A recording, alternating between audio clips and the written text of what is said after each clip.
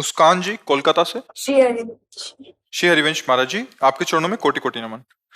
गुरुदेव, मैं कोलकाता से एक स्टूडेंट हूँ। मेरा एक प्रश्न था कि कभी भी कोई परीक्षा देने के बाद रिजल्ट की ऐसी चिंता होती है कि नाम जप में भी यही ख्याल आता है, ध्यान हमेशा भटक जाता है पहले कि अगर फेल हो गए या उसकी फिर चिंता होने लग जाती है और लगता है कि रिजल्ट में क्या होगा, ये होगा, इस चिंता में पूरा समय चला जाता है। मानुषिक बुद्धि में ऐसा, देह भाव में ऐसा होता है, किसी को भी होता है, नहीं होता है? जैसे आप किसी कार्य में हैं तो कहीं घाटा ना लग जाए, कहीं कई तरह के विचार आते ही हैं सबके अंदर। पर हमें लगता है कि संसारिकता में यदि हमें अपने प्रभु पर भरोसा और पुरुषार्थ पर, यदि आप अच्छी पढ़ाई किए हो और आप उस प्रश्न का सम्यक उत्तर दिए हो तो आपको विश्वास है कि नहीं, हमने उत्तर सही दिया है। अगर हमको फिर भी प्रारब्धवशात फेल किया जाता है तो हमारे पढ़ाई में कोई कमी नहीं, हमने कोई कमी नहीं रखा, अब हम उसको सहेंगे, फिर आगे बढ़ेंगे। सुख दुखे समय कृत्वा लाभा लाभो जया जयो। अगर आनंद पूर्वक जीना है तो ये तैयारी कर लो कि हार में भी हमें मुस्कुराना है, और हार से हमको सीखना है जीत का सूत्र। कोई न कोई त्रुटि हमसे हुई जो हमें हार में पहुंचा दिया, इसलिए हमें जीतने के लिए वहां से कमी, जो हमसे त्रुटि हुई, जो अभ्यास में त्रुटि हुई, जो पढ़ाई में, ऐसा पक्का है कि यदि हम अच्छी पढ़ाई करते हैं तो हमें अच्छे नंबर मिलते ही हैं, पक्का, इसमें कोई संशय नहीं। तो हमारी पढ़ाई में त्रुटि यदि नहीं है तो हमें निगेटिव विचारों को बिल्कुल अंदर आदर नहीं देना चाहिए, जो नकारात्मक सोचें, क्योंकि वो बहुत निराशा पैदा कर, रिजल्ट आते आते आपके हृदय की दशा बदल जाएगी। क्या, और कहीं आ गई हार, तो ऐसे ही तो बहुत कमजोर हृदय हो जाया जाता है, तो कभी कभी घटना भी हो जाती है। ऐसे नहीं होना। पॉजिटिव चिंतन इतना पुष्ट रखना है कि अगर मैं हार भी गई या फेल हो गई या घाटा लग गया या हमारी खेती नष्ट हो गई, देखो कई किसानों को देखा गया कि उनकी फसल चौपट हो गई तो उन्होंने अपने शरीर को नष्ट कर दिया। ऐसा क्यों किया जाए? हमारे जीने का साधन था, लेकिन हमारे मरने के लिए थोड़ी है वो। हम और प्रयास करेंगे। एक दिन अगर एक लेबर लेबरी करता है तो आज 500 रुपया मिलता है, नहीं मिलता। मरना अच्छा है या 500 रुपया कमा के हम परिवार को अपने चला सकते हैं, दाल रोटी तो खवा सकते हैं। हमें इतना उत्साह संपन्न रहना है कि किसी भी स्थिति में हमें संघर्ष में नीचा नहीं देखना है। हार गए तो क्या हुआ, फेल हो गए तो क्या हुआ, घाटा लग गया तो क्या, सदैव ऐसा नहीं रहेगा।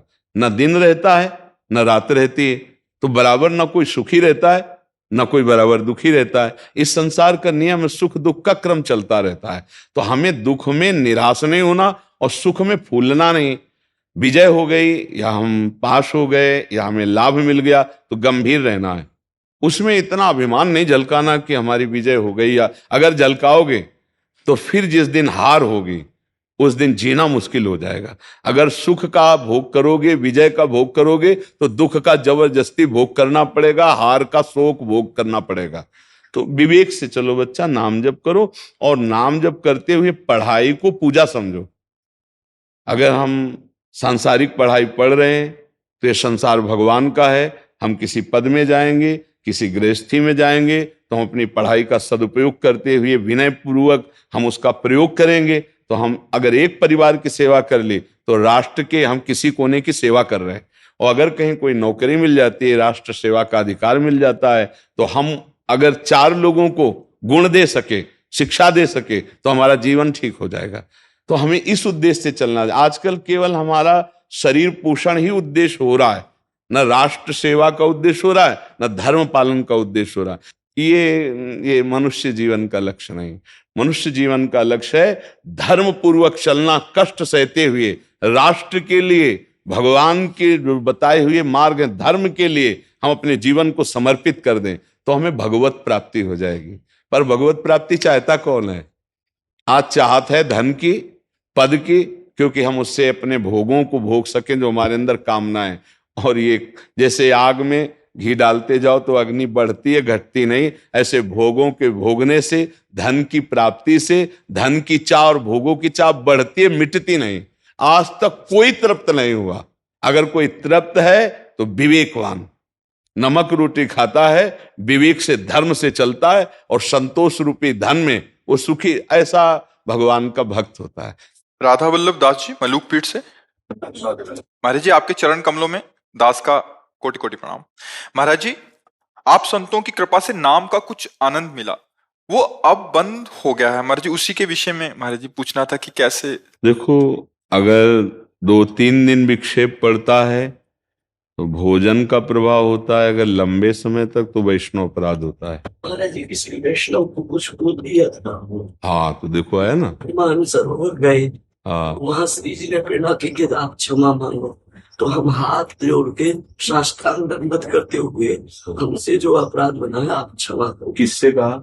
महाराज जी, कुछ व्यवस्था के मामले में देख के हम दुखित हो, नहीं, ये क्षमा किससे मांगी? जिनसे हम। हाँ हाँ हाँ, तो फिर उन्होंने क्षमा कर दिया।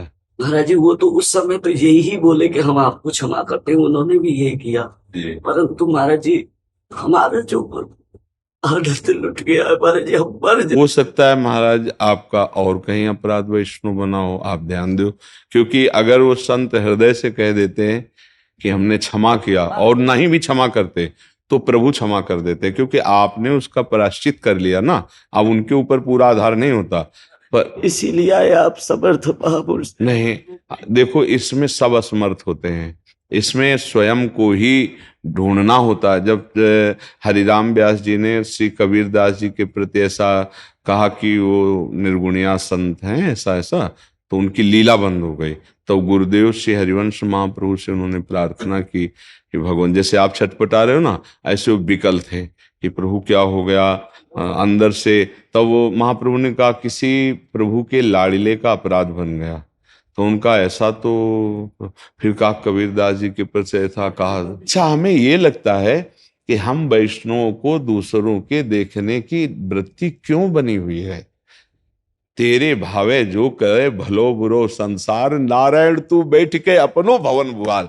साधु बेमतलब में परेशान हो जाता है। देखो, हमें क्या देखना है, अगर आप का चश्मा नहीं बदला देखने का तरीका, तो आप भगवान में भी दोष दर्शन करने की वृत्ति आ जाएगी। भगवान और भगवान के प्रेमी जनों में इतना भी अंतर नहीं। तस्मित तज्जने भेदा अभावात, अभाव है, भेद का अभाव है, साक्षात प्रभु ही विराजमान हो जाते। जैसे गुरुजन है ना, तो मूर्ति बाहर से पांच भौतिक दिखाई दे रही, अंदर से प्रियालाल का स्वरूप। जरा सा चूक हो जाए और भजनानंदी महापुरुष असंतुष्ट हो जाए अंदर से, तो सब झाड़ू लग जाएगी। हाँ, झाड़ू लग जाती है। तो हम अपने लोगों को क्या करना है कि सब में भगवत भाव करना है। जैसे हमारे अपराधों को क्षमा करके प्रभु हमें आगे बढ़ा रहे हैं, वैसे सबको बढ़ाएंगे। उन्होंने पकड़ा है, तो भगवान ने जब घसीट लिया उसको, तो अधूरा कैसे छोड़ेंगे? अपि चेत सुदुराचारो भजते माम अनन्य भाग, साधुरेव समंतव्य सम्यक व्यवसिता। ऐसा इस श्लोक का अर्थ समझो। भारी दुराचारी रहा है और वर्तमान में उसके संस्कार कुछ हैं दुराचार के। अपि चेत सुदुराचारो, पर उसने निश्चय कर लिया कि भगवान के सिवा हमारा कोई उद्धार नहीं कर सकता। और तो भगवान कह रहे साधुरेव समंतव्य, उसे साधु मानो क्योंकि मैं साधु बनाऊंगा। करो सद्य ते साधु समाना। वर्तमान, अच्छा जैसे रफ्तार से गाड़ी चल रही हो, ब्रेक मारो तो गाड़ी फिसलेगी कुछ। तो अब जैसे ब्रेक मारी, नए बच्चे हैं नहीं, अब वो थोड़ा फिसलेगी।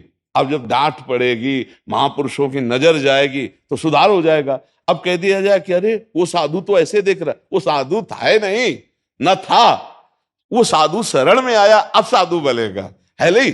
पागल के अस्पताल में भर्ती हो गया तो इसका मतलब ठीक ही थोड़ी हो गया है, वो तो पागलपन करेगा। अब इंजेक्शन लगेंगे धीरे धीरे धीरे। तो हमें क्या करना है? हमें ये देखना है, अरे कितना भाग्यशाली, ऐसे लक्षणों वाला संतों से जुड़ गया, अब तो मंगल हो ही जाएगा। हमें दोष दर्शन नहीं देखना, क्योंकि वो अभी अभी संसार से निकले। भैया, ये मार्ग ऐसा है कि 50 वर्ष साधना करते हो जाते हैं, अगर गुरु कृपा ना हुई तो अहंकार बना रहता है, दोष बले रहते। 50 वर्ष हमने देखा है, और गुरु कृपा हो जाए तो क्षण में सब बात बल जाए। गोस्वामी तुलसीदास जी कह रहे, हौ हार्यो कर जतन विविध विधि अतिशय प्रबल आ जाए, तुलसीदास बस होए तबई जब प्रभु पेरक बर जाए। साधु का जब अहंकार प्रभु के चरणों में समर्पित हो जाता है वो संभाल लेते हैं। और अगर दोष की बात कहो तो बालू का बांध लगा हुआ है, छेद हो जाए तो पूरा बांध उड़ जाए। बालू का बांध है ना, तो अपने लोग बालू के बांध हैं,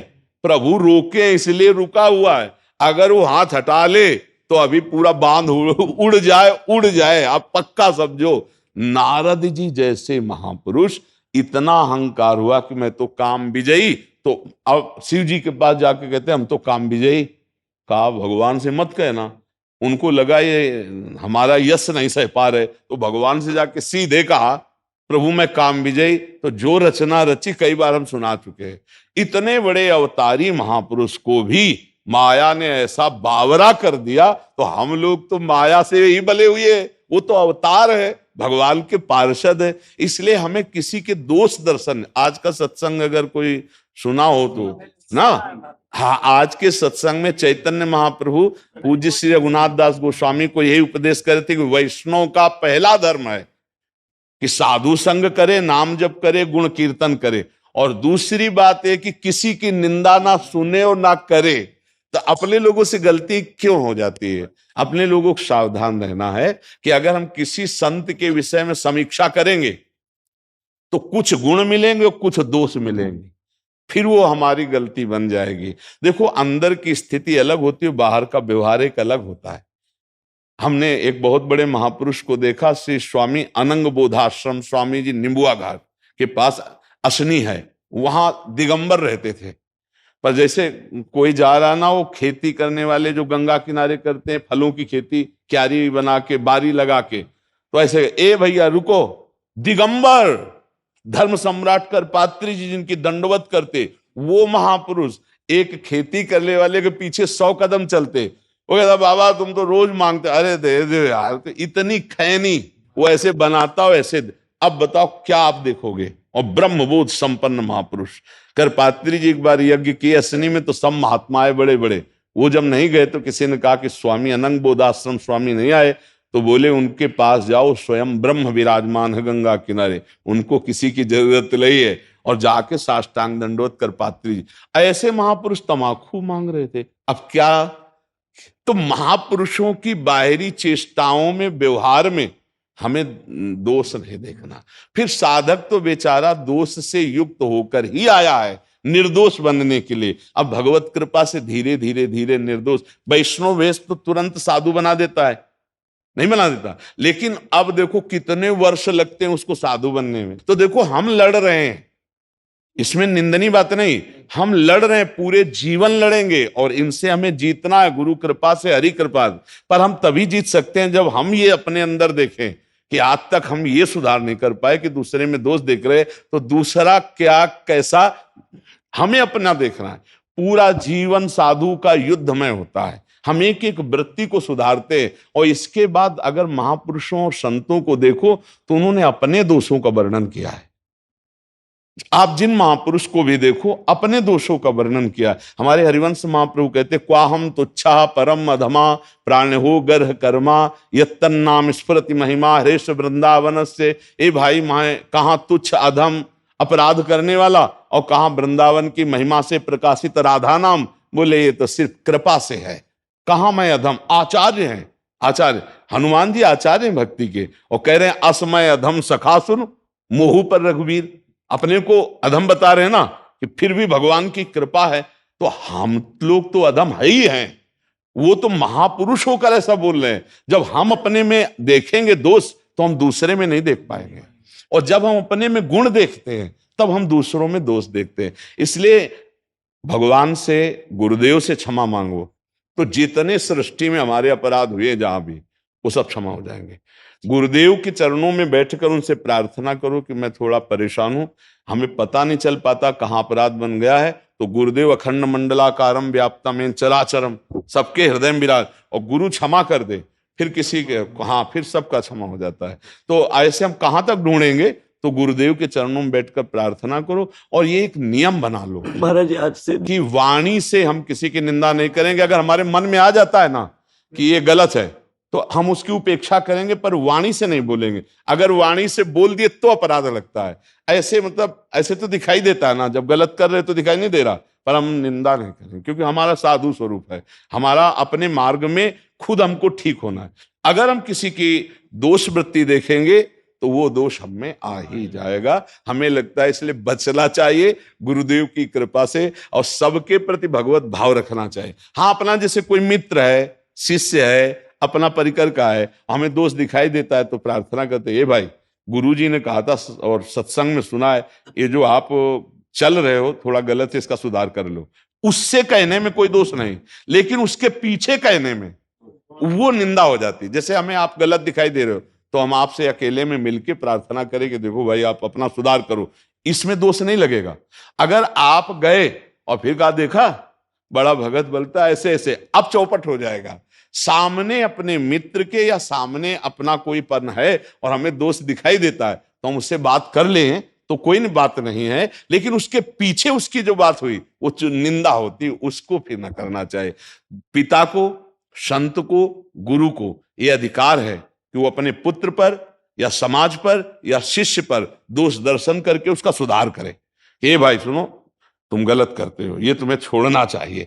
लेकिन ये गलत करता है अगर 4 लोगों से आप कह रहे हैं, फिर वो निंदा हो जाएगी। तो इस पर विचार करके हम भगवद आश्रित जन हैं और भगवान सब क्षमा करते, हमें आगे बढ़ना चाहिए। भगवान के मार्ग में चलने वाले साधक से त्रुटियां हो सकती हैं।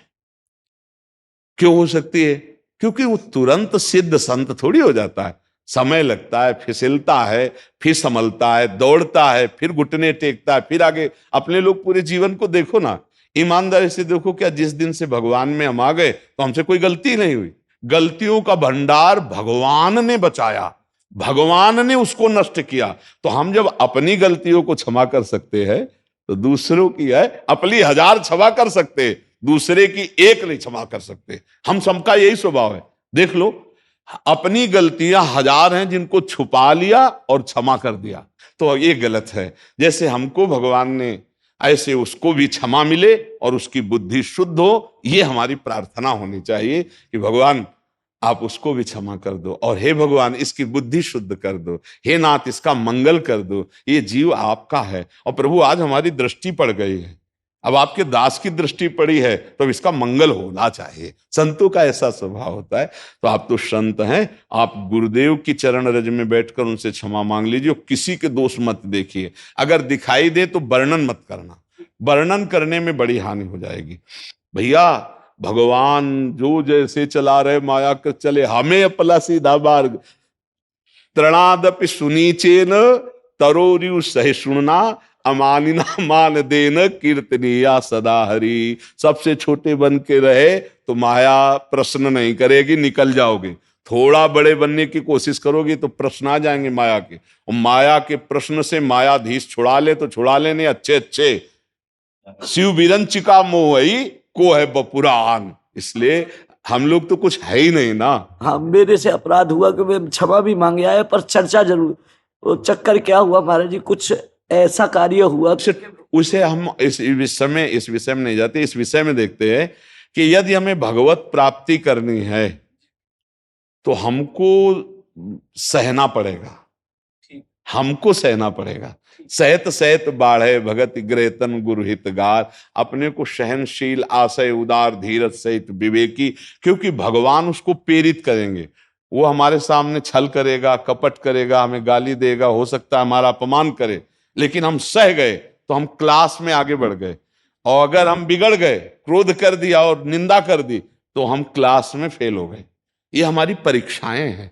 कभी क्रोध की परीक्षा आएगी, देहाभिमान जनित मान अपमान, तो कभी लुभायमान भोग आएंगे, भोग लो भैया, फ्री है, भोग लिया तो फेल हो गए, और नहीं भोगा तो ये मार्ग का परीक्षा। अच्छा, परीक्षा ये ऐसी होती कि परीक्षा के रूप में नहीं आती। अगर पहले से सूचना हो कि आज पेपर होने वाला है आपका, तो हम तैयारी में रहेंगे ना कि गुस्सा नहीं करना, लुभायमान नहीं होना। ऐसे अचानक प्रश्न आता है, और अगर हमें ये ध्यान रहे कि हमारे सामने प्रश्न आया, इसका हमें बहुत समुचित उत्तर देना है, बहुत मुस्कुराते हुए शांत भाव से लगा तो प्रिय उत्तर दे दिया, नहीं तो गंभीर चुपचाप मौन होकर के निकल गए। तो आप जीत गए, आप जीत गए। ये संसार मतलब हमारे लिए गुरु है, ये मानना पड़ेगा। हम शिष्य हैं, सारा संसार हमारा गुरु है, ये हमें शिक्षा देता रहता है नहीं, तो हमको ऐसे ही चलना पड़ेगा। 3 गुण है, रजोगुण, तमोगुण, सतोगुण। कोई सतोगुणी लीला, कोई रजोगुणी लीला, कोई तमोगुणी लीला, पर है सबके हृदय में भगवान बैठे हुए। हम भगवान को देखते हैं, त्रिगुण लीला को नहीं। तो हम अपराध से बच जाएंगे। नहीं तो कितने कितनों को देखोगे, क्या क्या अपराध है। एक क्षण में नाना प्रकार की वृत्तियां दिखाई देती हैं और हमें लगता है कि इसको ये नहीं करना चाहिए, इसको ये नहीं करना चाहिए, पर हम लौट के ये नहीं सोच रहे कि हमको ये नहीं करना चाहिए जो हम कर रहे हैं। भाई यहाँ सुधार कर ले तो सब सुधार हो जाए। जी, ऐसी कृपा कही है आपने जो कहा है। मैं आप देखो महाराज जी, निर्मल हृदय के आप संत हो, इसीलिए आप ऐसी अपनी बात कहे हो। तो हमारा तो एक ही प्रार्थना है कि गुरुदेव के आश्रित होकर सब क्षमा हो जाता है। गुरुदेव के चरणों में माथा रख दो, भले कुछ ना बोलो, वो अंदर ही अंदर प्रार्थना कर लो और उनकी कृपा से सब ठीक हो जाएगा। क्योंकि गुरुदेव ही सब रूप में है। हम दोष दर्शन करना बंद कर देने, बहुत खतरनाक, बहुत खतरनाक है ये। इतना खतरनाक है साधु मार्ग में, संसार मार्ग में तो जानते ही नहीं, साधु मार्ग में इतना इतना खतरनाक कि हम खोखला हो जाएंगे, सारे गुण हमारे नष्ट हो जाएंगे, दैवी संपदा के अंदर दोष आ जाएंगे। इसलिए भगवत प्राप्ति के मार्ग में चलने वाले उपासक को दूसरे के दोष वर्णन करना, दूसरे के दोषों की निंदा सुनना, पर निंदा के किए ते आवत नहीं कछुआन, पर एक सुख मिलता है अरे अंदर। दूसरे की जब निंदा हो, अपनी बड़ाई हो, तो फिर कैसा लगता है। हाँ, यही ठंडक नरक पहुंचाती भाई। हाँ, पर निंदा के किए ते आवत नहीं कछुआत, मूर्ख पर्वत पाप को ले चल अपने साथ। यत तज्ञ विस्मय परिणामे अमृतोपमम, जिसकी शुरुआत विष जैसी लगे जलन की। जैसे भजन करने के बैठो तो मन अशांत हो जाएगा, और भोग की बात करो मन प्रसन्न हो जाएगा। भगवान की चर्चा में मन उतना नहीं लगेगा, और दूसरे की निंदा में अरे क्या कहना है बहुत। तो ये हमको देखना है कि मायाकृत आकर्षण से बचकर भगवत आकर्षण। वैसे मौन बहुत बढ़िया रहता है, अधिकतर मौन का आश्रय ले। जरूरी हो ना तो भले बोल दो, नहीं तो चाहे शब्द। एक छोटी हम पार्टी कुछ दिन रखा है और स्केच पेन रखा है, बहुत जरूरी हुआ तो लिख दिया, नहीं तो मौन। उससे क्या होगा कि अब जब मौन है तो हम देख रहे हैं गलत, पर बोलेंगे नहीं, पर लिख मत देला।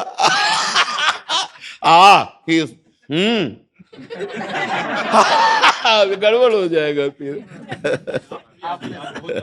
महाराज जी कोटि कोटि नमन। मैं ये जानना चाहता हूँ, जैसे अपना ये शरीर है, तो इस शरीर में अपन अनंत के दर्शन कैसे कर सकते शरीर के होते हुए? अपने दर्शन किए कभी? अपने दर्शन है, एक अंश हो आप उस परमात्मा का, पहले अपने का दर्शन कर लो तो फिर उस। अगर जैसे ट्रक में बोरी है, लाखों बोरी है, एक बोरी में परखी लगा दो, पूरे ट्रक का दाम आ जाएगा, नहीं आ जाएगा? माल बहुत बढ़िया है, इतने में खरीदा। तो परमात्मा अंश, ईश्वर अंश, जीव अविनाशी, चेतन, अमल, सहज, सुख राशि, जो हमारा सुख राशि स्वरूप है, इसको जहां अनुभव करोगे तो अनंत में डूब जाओगे। शरीर रहते हुए शरीर भाव से रहे, देह रहते हुए विदेह, विदेह स्थिति मतलब समझते हो, स्वरूप स्थिति। तो भजन करो और गुरु चरणों का आश्रय लो, तो पहले अपने को देख लो। आप अपने को देखा है कभी? हाँ, बस ये ईमानदार आदमी हो इसलिए आपको बता रहे, अपने को देख लो तो परमात्मा को देखने की पूरी सामर्थ्य आप में है। आप अपने पास ही देख लेंगे, आपके पास ही है वो। जहां आप है ना वहीं आप है, जो आप है ना वही आप है। बात समझ लो, अगर पकड़ पाओ, जहां आप है ना वहीं आप है, जो आप है ना वही आप है। जब मैं था तब हरि नहीं, अब हरि हैं मैं नहीं, बस पकड़ में आ जाएगी। जानत तुम्हें तुम्हें हो जाए, वहां पास ही है आपके। पहले आप देख लो कि आप कौन है, तो अब खोजिए। आप बहुत ज्यादा बड़ा मकान नहीं, 3.5 हाथ का है, ले। और आज तक कै साल के हो आप? 30 साल। 30 साल में अभी आप अपने से परिचय नहीं कर पाए, अपने से, अपने स्वरूप को नहीं जान पाए। अपने स्वरूप को जान जाओगे तो परमात्मा स्वरूप को जान जाओगे। अब इसी के लिए साधना की जाती है बच्चा, समझ रहे? अपने को जानने वाला एक एक, जैसे आप गंगा जल का एक चम्मच जान जाओ तो पूरी गंगा की धारा का आप समझ जाओगे कि ऐसा ही प्रवाह, ऐसा ही स्वाद है। तो ऐसे ही अगर अपना स्वाद ले लिया आप, चेतन अमल सहज सुख राशि, तो ब्रह्मविद ब्रह्मवि भवति, वो वही हो जाता। जानत तुम्हें, तुम्हें उसी अनंत में तुम एक समुद्र की तरंग को पहचान लो तो पूरे समुद्र को जान जाओगे। उसी समुद्र की तरंग है, केवल वायु विकार है। वायु विकार हटा तो आप क्या बोलोगे? समुद्र। तरंग नहीं कह सकते, तरंग है तो वायु विकार से। ऐसे ही पुरुष और स्त्री, ये जो मायाकृत है, ये माया तरंग है, ये हटी तो वही है, वही, दूसरा कोई नहीं। मत्ता पर तरम नान्यत किंचित अस्ति धनंजय। समझ पा रहे बच्चा? नाम जप करो, संतों के प्रवचन सुनो, गुरु का आश्रय लो और साधना करो, तब इस शरीर से राग खत्म हो तो शरीर रहते हुए देह राग रहित पुरुष स्वरूप में स्थित होता है। शरीर रहता है पर शरीर रहित होता है, वो देह रहित होता है। अब वो स्थिति है, जैसे अभी आपने सही उत्तर दिया, नहीं तो कोई होता हमने देखा शीशा में अपने को देखा है, ऐसा बोल देता तो शीशा में देखा शरीर है, अपने को तो नहीं देखा ना। हाँ, तो चलो अपने को जानने के लिए अपने हैं प्रभु, उनकी शरण में उनका नाम जप करो तो मम दर्शन फल परम अनुपा, जीव पाव निज सहज स्वरूपा। जो चेतन अमल सहज सुख राशि, उस स्वरूप का बोध होते ही परमात्मा बोध हो जाता है। दोनों एक साथ होते हैं, स्वरूप बोध और परमात्मा दर्शन, परमात्मा बोध एक साथ होता है। अगर परमात्मा दर्शन पहले मान लो तो स्वरूप बोध हो जाता है। मम दर्शन फल परम अनुपा, जीव पाव निज सहज स्वरूपा, ऐसे मान लो, या सहज स्वरूप में आए तो चेतन अमल सहज सुख राशि परमात्मा स्वरूप प्रकाशित हो जाता है। खूब नाम जप करो, गुरु के आश्रित रहो तो ये समझ जाओगे। रितिका अग्रवाल जी, मध्य प्रदेश से। राधा वल्लभ शिवहरिवंश। राधे राधे महाराज जी। गुरुदेव, आप कहते हैं कि जब हम प्रभु का आश्रय लेते हैं तो प्रभु की सर्वज्ञ कृपा हमें सुधारने का काम करती है। जब हमें आवश्यकता होती है तो गुरुदेव प्रभु कृपा करके ऐसी प्रतिकूलता विधान करते हैं जिससे हमारे मोह और माया का नाश हो, ताकि उनके सिवा उनसे अधिक कोई और हमारा अपना ना रह जाए। परंतु गुरुदेव, ये जानते हुए कि प्रभु जो भी विधान कर रहे हैं हमारे मंगल के लिए कर रहे हैं, फिर भी उनके सिवा कोई अपना नहीं है, तो भी कभी कभी इस प्रतिकूल विधान पे मुझे अत्यंत क्रोध आ जाता है और शिकायत रहती है। इस बात पर क्रोध इसलिए आ जाता है ना, ममता रत सन ज्ञान कहानी, अति लोभी सन विरति बखानी। जो शरीर में ममता रखता है, शरीर के रिश्ते संबंधों में ममता रखता है, भोगों में प्रियता रखता है, वो प्रभु के विधान को मान ले आनंद पूर्वक असंभव। जो सबकी ममता ताग बटोरी, मम पद मन ही बांध बर डोरी, तब वो समदर्शी इच्छा कछु नाही, हर्ष शोक भय नहीं मन माही। ये स्थिति तब आती है। अभी शरीर से ममता है, शरीर संबंधियों से, तो अनुकूलता मिली तो जय जय आपकी जय हो, बड़ी कृपा, और प्रतिकूलता मिली तो आप के गुस्सा आ जाता है। तो वो ना शरणागति पूर्ण मानी जाती है और ना वो जोई जोई प्यारो करे सोई मुहि भावे, ये नहीं माना। क्योंकि हमारी कहीं ममता है, हमारी आसक्ति है, हमारी मान्यता है। क्रोध कब आता है उसके मूल में चिंतन करे। जब हमारी कामना के विरुद्ध बात होगी तो क्रोध आ जाएगा। कामा संजायते क्रोधा, हमारी कामना के विरुद्ध होते ही क्रोध आ जाएगा। वो चाहे जैसी कामना हो, सत हो असत हो, क्रोध तभी आएगा। जैसे कोई धर्म विरुद्ध बोलने लगे तो एकदम ऐसे, क्यों? हमारी कामना थी धर्म से बोले और वो धर्म के विरुद्ध बोल रहा है तो हमें गुस्सा आ गई। कामना के विरुद्ध होते ही क्रोध का प्रादुर्भाव हो जाएगा। तो इसलिए कहीं ना कहीं हमारी मान्यता है, हमारी कामना है, हमारी ममता है। जैसे एक परिवार आया था कि हम बहुत समय से भगवान का आश्रय लिए हुए भजन करते, पर हमारे एक ही लड़का था और वो कुछ वर्षों को बताया और बोले वो पधार गया। अब हमारी श्रद्धा भगवान से हट गई। अब ये भक्ति है। अरे वो अगर 6 वर्ष के लिए आया तो 6 वर्ष के लिए रहेगा। 6 वर्ष 1 सेकंड भी नहीं आगे बढ़ेगा, चाहे कोई भी हो। गर्भ में तो गर्भ में, जवानी में तो जवानी में, बुढ़ा, इसका नाम मृत्यु लोक है, सब मरेंगे। जैसे कसाईवाड़े में सब, भले उनको पंखा के नीचे रखा गया है, हरी हरी घास डाली जा रही, लेकिन नंबर पे वो काटे जाएंगे नहीं। ऐसे काल का कसाईवाड़ा है, समझो या ना समझो। काल का कसाईवाड़ा है मृत्यु लोक। इसमें हम सब लोग खूब हरा हरा चारा खा रहे हैं और समझ रहे हैं हमारी बड़ी सुविधा है। किस मिनट किस सेकंड काल कभी सामने आकर नहीं काटता है, वो घटना बनता है। बोले दिल फेल हो गया, एक्सीडेंट हो गया, कैंसर हो गया, अमुक बात हो गई, और वो सब काल के द्वारा है। काल कर्म के द्वारा प्रभाव प्रेरित है। जो तुमने कर्म किए उसी से प्रेरित होकर तुम्हारा वो लय करेगा, तुम्हारा नाश करेगा। अब ये मृत्यु लोक में रह करके जब नहीं जाना जाता इन रहस्यों को, तो लगता है मेरा बेटा और कहीं 6 वर्ष के बच्चे ने क्या पाप किया था, उसको भगवान ने ऐसा कर दिया। ऐसा भगवान की तरफ से नहीं है। अवश्य में भोक्तव्यम कृतम कर्म शुभा। हमारे कर्म अशुभ हो या शुभ हमको भोगने पड़ते हैं। तो जब हम भगवान को मान रहे हैं तो हम उनके विधान को मानने की चेष्टा तभी हो सकती है जब हमारी ममता केवल भगवान में हो। अगर ममता शरीर में है तो शरीर के प्रतिकूल जहां हुआ तो भगवान से प्रश्न हो जाएगा।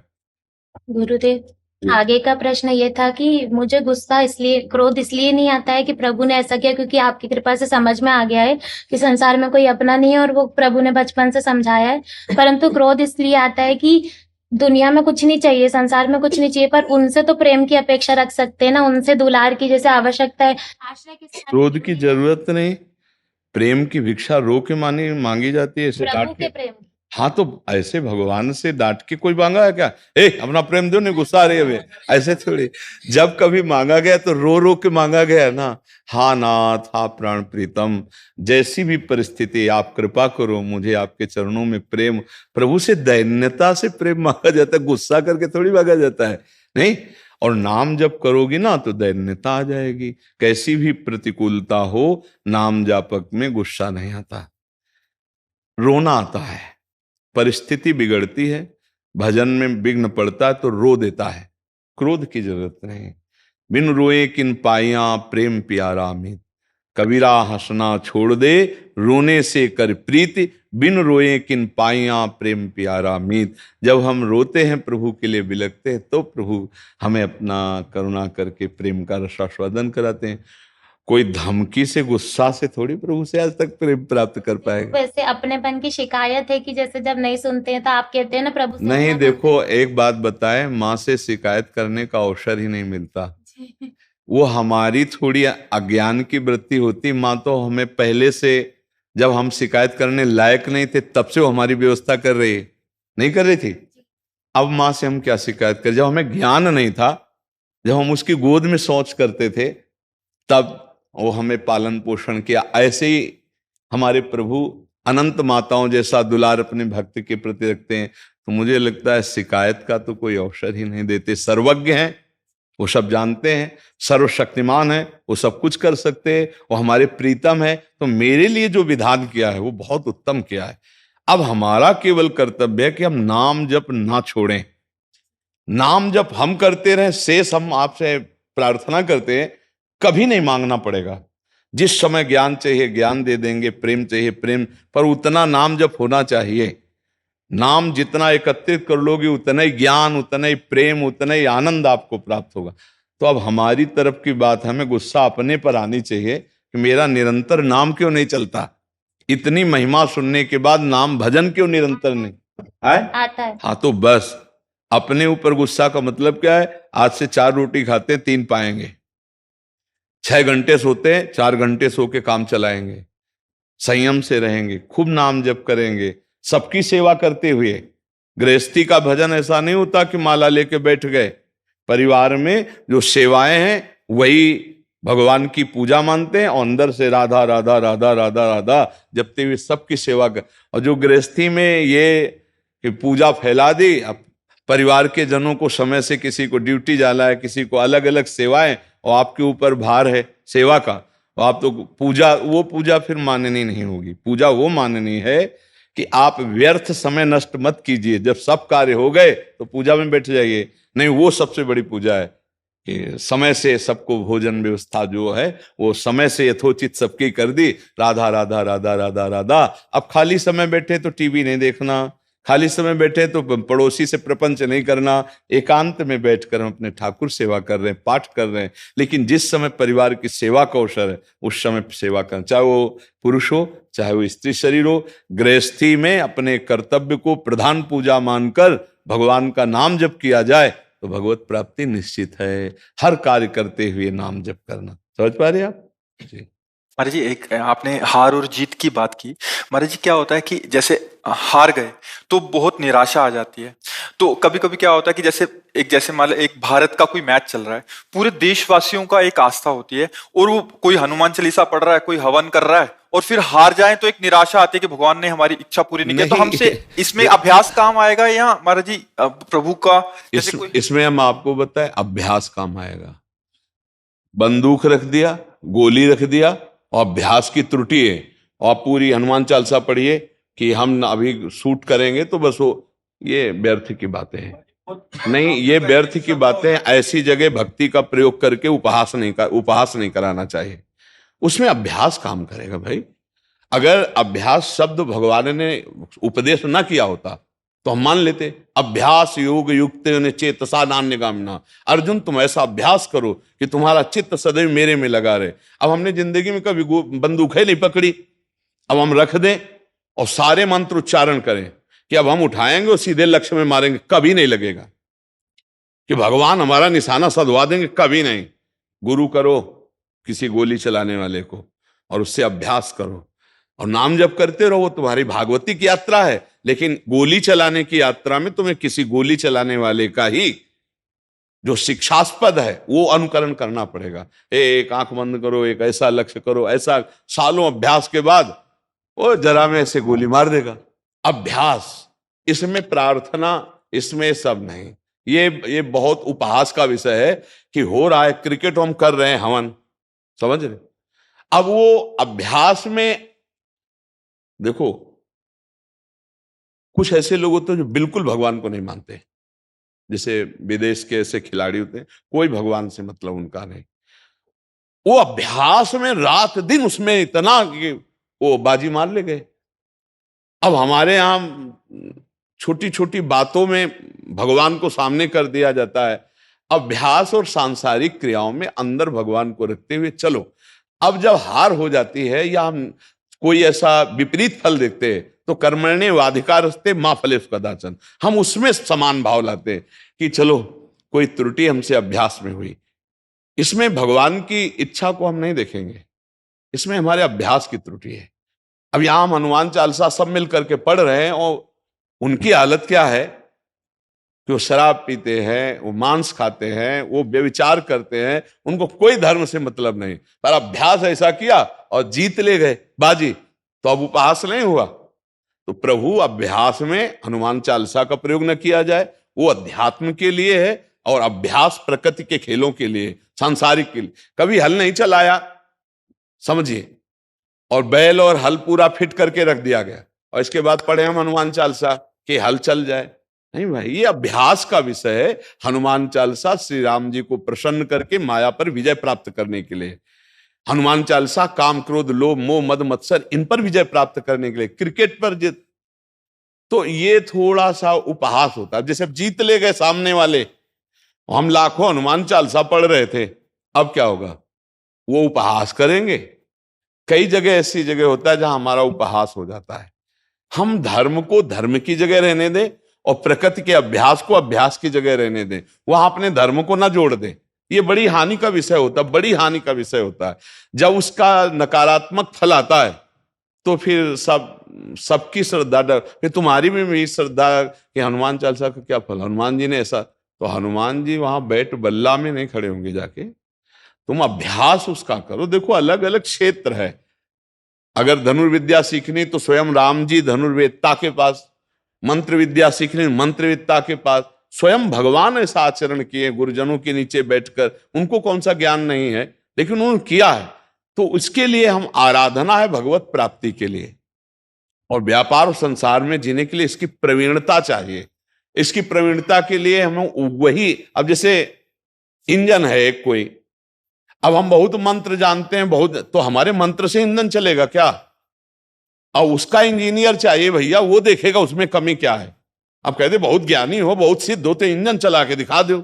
ये और जी सबको लगता है कुछ जादू सा हो जाए, जैसे परीक्षा है तो अभी भगवान जी पास कर देना, बट पढ़ना। हनुमान जी महाराज पूरे चरित्र में आप देखिए, हृदय में भगवान का सुमिरन है, पर क्रियाएं सब कर रहे हैं ना। लंका में प्रवेश नगर कीजे सब काजा, और हृदय राग बल विक्रम बुद्धि के द्वारा प्रवीण एकदम। नहीं, कहीं वहां ऐसा नहीं है कि ऐसा नहीं है, प्रहार पर प्रहार कर रहे हो, जय श्री राम। अभ्यास, हर विषय का अभ्यास, बल विक्रम। जहां बल विक्रम का काम है वहां हाथ जोड़ने की जरूरत नहीं, वहां बल विक्रम काम करेगा भगवान का आंतरिक चिंतन करते हुए। कहीं बाहरी अगर हमारा भगवान का उपासना का कोई क्षेत्र जुड़ा हुआ और उधर हार परास्त आ गई तो ये बड़ी हानि का विषय होगा। बल विक्रम अभ्यास ये प्रकृति पर विजय प्राप्त कराता, और हृदय से भगवान का चिंतन। इसमें हम नहीं, कभी ड्राइविंग नहीं की है, अब हम बैठ जाएं कि आज तक जितनी साधना की है, चलो 10 कदम में गाड़ी को खंडक में गिरा देंगे, पक्का गिरा देंगे। तुमने साधना की है अपने जीवन की गाड़ी को काम क्रोध से बचा के भगवत प्राप्ति की, उसमें चलो। अगर ड्राइविंग सीखना है तो गुरु बनाओ ड्राइवर को, और महीना 2 महीना उसके अभ्यास में सीख जाओगे। अब इसके लिए अगरबत्ती खोस के वो हैंडल के पैर छू के वो कि आप जो है सीधे जीटी रोड में चलना, कहीं एक्सीडेंट ना हो, में चला, कभी नहीं चलेगी, कभी नहीं चला पाओगे। ड्राइवर को गुरु मानो और कुछ दिन उसके नीचे रहो, फिर सीख जाओ। अध्यात्म और प्रकृति राज्य में आप विचार करके देख लीजिए, जितने भी महावीर हुए सबने गुरु बनाया है। भीष्म पितामह जैसे महापुरुष परशुराम जी को गुरु बना रहे हैं शास्त्र विद्या के लिए, गंगा जी उनको अलग अलग जगह ले जाकर के शिक्षाएं प्रदान कर रहे हैं। तो ये अगर हम कहीं किसी भी खेल में हारते हैं तो हमारा अभ्यास शिथिल है। हम लोग बहुत कमजोर कहां हो जाते हैं, जैसे हमारी कहीं विजय हुई, अब वो फूल गए मार संसार की यश कीर्ति सम्मान में, नहीं, अभ्यास को शिथिल नहीं करना। विजय में फूलना नहीं, अभ्यास को भूलना नहीं, तो विजय सदैव बनी रहेगी। हम लोगों में थोड़ा सा है कि जहां थोड़ा हुआ तो हम लोग भूल जाते हैं कि हमारा अभ्यास कमजोर हो जाएगा, उसी में होता है। अभ्यास दृढ़ है तो विजय पक्की। महाराज जी, आपका कहने का तात्पर्य है कि ये एक अलग पक्ष है और भक्ति पक्ष एक अलग है। बिल्कुल, मतलब भक्ति केवल अंदर के काम क्रोध लोभ, इसको इतने बड़े महाभागवत है, 12 वर्ष का वनवास, 1 वर्ष का अज्ञातवास। महाराज युधिष्ठिर, क्या कहोगे इसको? बन बन भटकना पड़ रहा है, ऐसे शेर दिल हृदयों को छुप के 1 साल विराट की नौकरी करनी पड़ रही है। इसको क्या श्री कृष्ण के मित्र नहीं है? क्या भगवान जो लीलाएं हैं उनको पढ़ करके देखना चाहिए कि स्वयं भगवान क्या प्रकट होते। 6वें दिन पूतना को मारा था तो पहले ही दिन कंस को डंगा देते, सारी समस्या समाधान हो जाती। लेकिन भगवान छुप के रात्रि में जा रहे हैं कि नहीं जा रहे? गोकुल छुप के जा रहे हैं, रात्रि में जा रहे हैं। नहीं तो जैसे पूतना को 6वें दिन मारा था, 6ठी के दिन वो गई थी मारा, पहले ही दिन डंगा देते कंस को, समस्या का समाधान हो जाता। लीला है, भगवान का मार्ग अध्यात्म है। हम धर्म के द्वारा चलें, अध्यात्म ये है, लेकिन हाँ उसमें हमारा अभ्यास काम करेगा। उस ये प्रकृति राज्य में ऐसा नहीं कि ये सब ठीक नहीं। महाराज जी, एक और प्रश्न है। जैसे जहां हमें बहुत आस्था होती है या जहां बहुत ऐसा होता है तो हम मांगते हैं कि हे प्रभु ऐसा हो जाए, अगर नहीं होता तो उसमें फिर हम क्या भाव रखें? हम कई बार कहा है कि मांगना हमारा अधिकार है, हम भगवान से मांग सकते हैं, पर ये छूट देकर नहीं, हमारी आस्था नष्ट हो जाएगी। मान लो हमने बहुत प्यार किया, बहुत हम किसी भगवान की पूजा कर रहे हैं, आस्था कर रहे हैं, हमारे लड़का नहीं होता था, लड़का हो गया और 8 वर्ष के बाद मर गया। आप चरित्र तो देखते हैं, एकांतिक में सब प्रश्न आते हैं। अब वो कह रहे हैं हमारी भगवान पे आस्था नहीं रह गई, हमारे भगवान ने हमारे साथ बुरा किया, हमारे बेटे का। वो आया ही इतने वर्ष के लिए है, उस जीव की इतने ही वर्ष के लिए गति है। अब उसको अगर लौकिकता में आप ना समझ करके भागवतिकता में जोड़ दोगे कि भगवान ने, तो फिर आपकी अश्रद्धा हो जाएगी। बहुत समझना चाहिए, अध्यात्म अलग वस्तु है और भौतिक संसार के क्षेत्रों में ये अलग वस्तु है। हम उसको उससे ऐसा ना जोड़। देखो, जब युद्ध क्षेत्र चला तो लक्ष्मण जी को वीर घातनी लगी। भगवान राम सब सामर्थ्यशाली है, लेकिन जाना पड़ा द्रोणागिरी, वहां से संजीवनी औषधि लानी पड़ी, लक्ष्मण जी को पिलाया गया। कौन है लक्ष्मण जी? अगर फुसकार कर दे तो पूरा विश्व भस्म हो जाए। शेषनाग अनंत, अनंत महिमाशाली भगवान शेष है, वही लक्ष्मण जी को वीर घातनी। और उसी के बाद दूसरी शक्ति का प्रयोग करता है। ऐसे करने मात्र से चली गई। तो उन्होंने दिखाया कि ये जो युद्ध क्षेत्र है, ये जो संसार क्षेत्र है, इसमें जो नियम है उसको पालन करना पड़ेगा। औषधि से तो औषधि ही आई, राम जी ने ऐसा नहीं कहा, ऐसे नहीं किया। और ऐसे कर देते तो हो जाता, लेकिन राम जी ने ऐसे नहीं किया। विलाप करते रहे। हनुमान जी गए बड़ी मुसीबत से, बीच में काली नेमी मिला, कितना संकट, वहां पूरी सब संजीवनी की तरह चमक रही, तो पूरा पहाड़ उखाड़ के लाए, उसमें भी समस्या, भरत जी ने बीच में गिरा दिया, भरत जी ने मारा बाढ़ के, उन्होंने समझा कोई असुर पहाड़ फेंक ले, तो पहाड़ और हनुमान जी सहित पूरा ऐसे, फिर जब पता फिर आए लेके। तो हमें लगता है संसार के कार्यों में संघर्ष करते हुए भगवान का स्मरण करें, हार जीत में समान भाव रखें, तभी जो अभी पहले बोला, नहीं तो फिर भक्ति का भाव नहीं टिकेगा, नहीं टिकेगा। आप सोचो, वास्तविक ये बात है कि कर्म का भोग सबको भोगना पड़ता है। हमारा अध्यात्म भगवत प्राप्ति के लिए है, और अध्यात्म का बल ये तुम खुद देख रहे हो। तो ये भगवान की कृपा से हमें लगता है ये दो विभाग रखने चाहिए। भक्ति हमारी पर्सनल आत्मानंद के लिए है, और संसार में अगर घाटा है, हार है, हम इसको झेलेंगे, भगवान से प्रार्थना करेंगे, जैसा वो निर्णय आता है फल, तो हम उसमें भी राजी रहेंगे, तभी बात बनेगी। नहीं, आप विचार करके देखो, इतना सुंदर ब्याह होता है सिया राम जी का, कुछ दिन बाद वनवास हो जाता है। जहां राज तिलक होला था वहां वनवास हो जाता है। ये लीलाएं भगवान करके क्यों दिखा रहे हैं कि हमारे जीवन में ऐसे संघर्ष आएंगे, कभी दुख आएगा, कभी सुख आएगा, कभी हार आएगी, कभी जीत आएगी, हमको इसको सहना है। लेकिन भजन में भगवत प्राप्ति का भाव रखना है। भजन में ये भाव नहीं रखना कि यार घाटा क्यों हो गया, भगवान ने घाटा क्यों कर, भजन में हमारे परिवार में कोई क्यों मर गया, नहीं, मृत्यु लोक है, यहां मरेंगे, सब मरेंगे, और सुख दुख का चक्र चलता रहता है। इसको अगर सुलझ जाओगे तो भक्ति आपकी सुरक्षित रहेगी। नहीं, 4 दिन में फिर ऐसी कोई घटना घटेगी कि आपको अश्रद्धा हो जाएगी, भगवान पर पक्का श्रद्धा हो जाएगी। ये भक्ति भगवान की प्राप्ति के लिए है और परम सुख के लिए। बाहरी व्यवहार में हानि लाभ भगवान के जीवन में दिखाई दिए, जब भगवान यहां प्रकट हुए ना तो उनके जीवन में दिखाई दिए। अपने लोग तो जीव हैं, वो तो ईश है, साक्षात भगवान है जी।